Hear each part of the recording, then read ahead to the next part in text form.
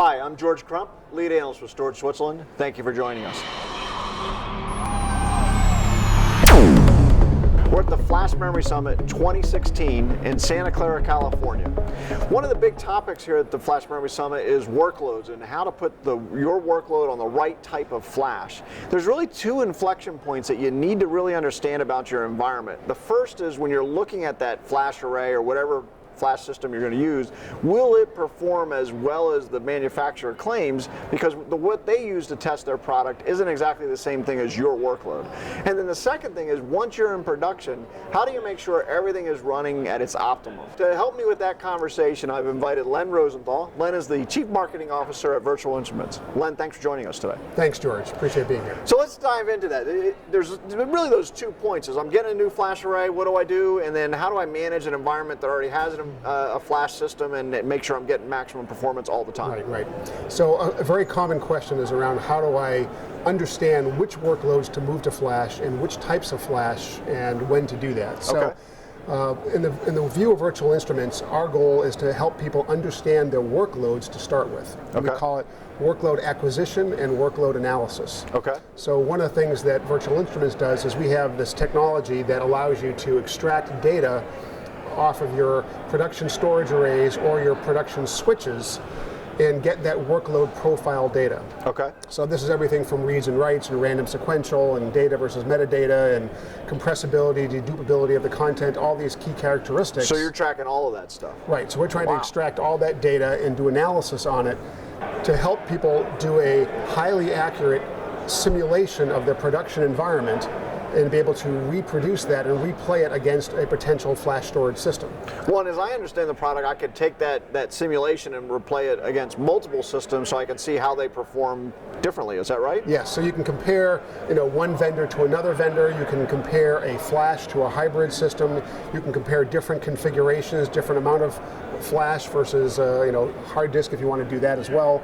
So all the different variations in different workloads and worst case analysis beyond that. So how we do that is we essentially, if you look at from the chart here, you've got your servers, you have your switching infrastructure, you have your storage arrays, and what Virtual Instruments does is we have a technology here, we call it a workload sensor, that allows people to extract data right off of the network in real time, extracting that data, or we have something called a workload data importer, which gets data, kind of non-real-time data off of the storage array management tools. So you can extract real-time or historical data, so you get that full picture of the workloads. And then you can feed it into something we call Load Dynamics Enterprise, or LDXE for short. But Load Dynamics Enterprise controls a load generation, a workload generation appliance. That workload generation appliance is now taking the workload characteristics of the model that now allows you to generate your, basically a replica of your production environment and to test out any different storage So system. this could be like my test area, and down here I could put any number of different flash arrays or whatever. Yes. And then I could just keep running against it and kind of get my own results. Right. So think of this as your test lab or your dev lab that's sitting there collecting data from your production environment. So it's almost like a customized benchmarking tool specifically on your workloads in your data center. Yes. That's a very cool. And that's the whole point. The key point is that it's your data. So it's visualize your data and how it's going to perform in different scenarios and different vendors and different configurations. Because VD Bench may not be exactly what your workload is, right? Yes, any of these other lower end tools don't have the realism to be able to accurately represent your environment, and frankly, they're very complex to use. This is a full integrated testing system that includes all the reporting and analytics and workload acquisition, workload analysis, which of course is not available from anyone else. Now, as I understand it though, once I move into production, you can help me there as well, correct? Yes, so recently Virtual Instruments was merged with Load Dynamics, so these are the Load Dynamics products, and the Virtual Instruments, something called VirtualWisdom, is a real-time monitoring technology that's used to monitor your infrastructure. So this includes monitoring data that's going on and performance information and capacity information going on at the server level. So getting the hypervisor metrics from any of the major hypervisors, is getting data, SNMP data or SMIS data off of the switches, or it's getting data right off the network because we actually tap the network. Right. So you're getting real-time view of everything that's going on in production to optimize performance, availability, utilization of that infrastructure in a full vendor-independent way that gives you that full ability to proactively find problems and fix them before they show up in applications. And I know that there's a lot of arguments sometimes about this tapping, but it's really the only way to get that right at the heart of the matter type of information, isn't it?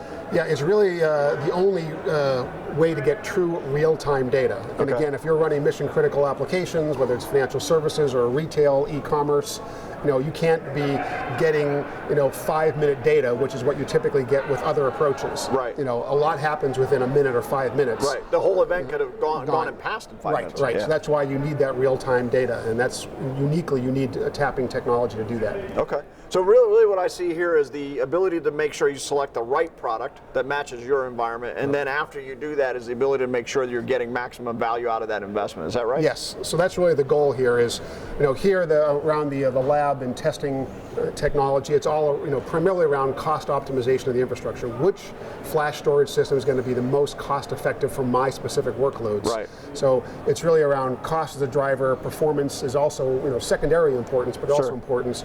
Whereas here, when the real-time VirtualWisdom technology, it's more around performance assurance and risk reduction, and secondly around cost optimization and finding utilization opportunities to maximize utilization and change that.